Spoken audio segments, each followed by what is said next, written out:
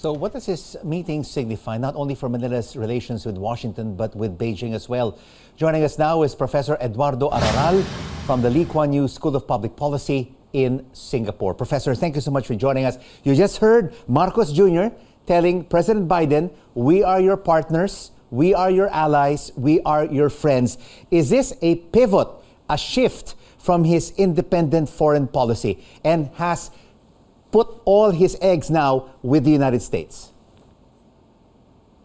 Not exactly, Rico. I wouldn't call it a pivot. I wouldn't call it a turn, because the Philippines has not really abandoned the United States as an ally. It's probably more of the Turkish rhetorics, but in practical terms, the Philippines has not really abandoned the United States. We are still a treaty ally of the United States. The Philippines is still dependent on the United States for remittances and on trade and on security cooperation.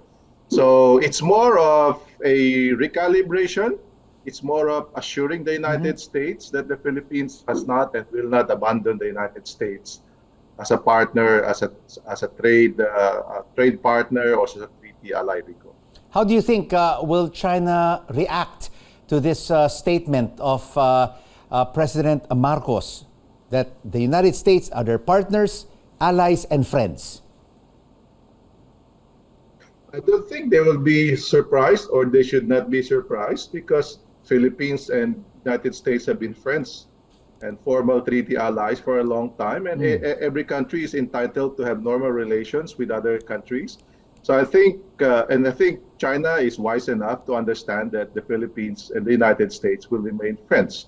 But at the same time, the United States should also understand that the Philippines and China will have better relations in terms of trade, security, and other aspects. So it doesn't mean that the Philippines gets closer to the United States means that it will abandon its relations with China. It's not a zero-sum game, Rico.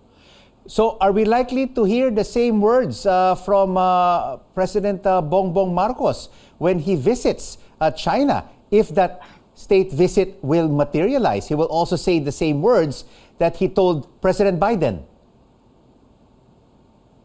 The same spirit, Rico. Probably not use the word ally, because China is not a treaty ally, but certainly is a trade partner, it's a friend, it's a neighbor. All those warm words, Rico, it would mean the same thing.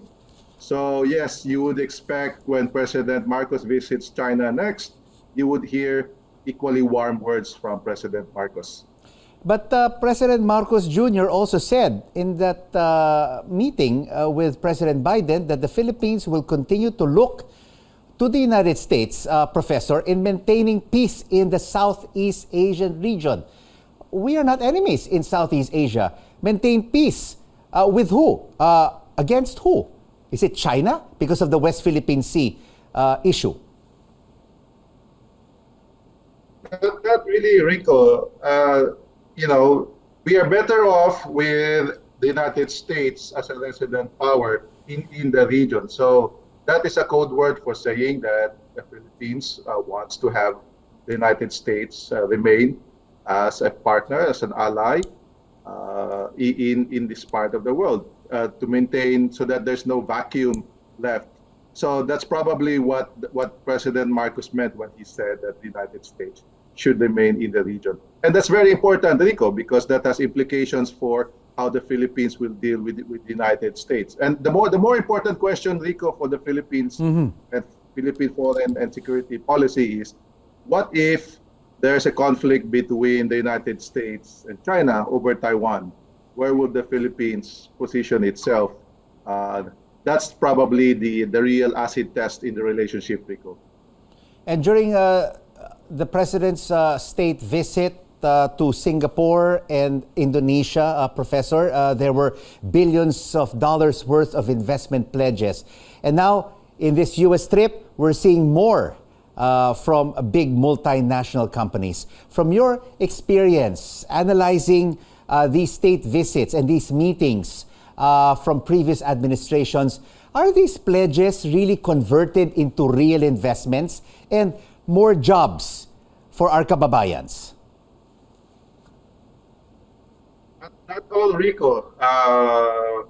and that's not unexpected, because you have to translate these pledges into real terms, because it's one thing to say I will come to your country. It's another thing that I actually come to your country. They would be looking at our taxes, the security, the infrastructure, so on.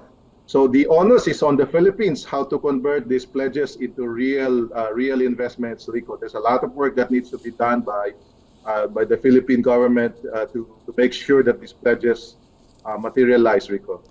So what kind of work must be done by this administration to turn those pledges into real hard cash, so it will benefit the Philippine economy and the Filipino people, Professor?